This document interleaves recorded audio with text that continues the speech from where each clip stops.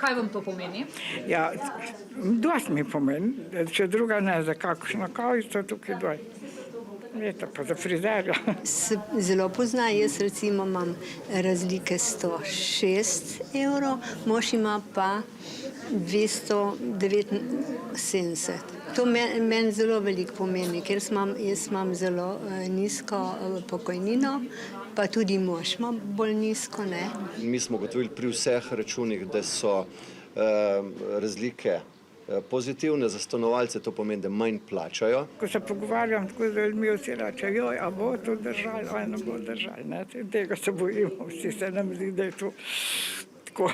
Prelepo, da bi bilo res, kaj? Ja, točno tako. Vsak, ki želi koristiti bilo katero pravico dolgotrajne oskrbe, se mora obrniti na Center za socialno delo, oddati vlogo, tam ga bodo ocenili, tam potem po ocenjevanju dobiš splošno odločbo in se sam odločiš, kako jo boš želel koristiti.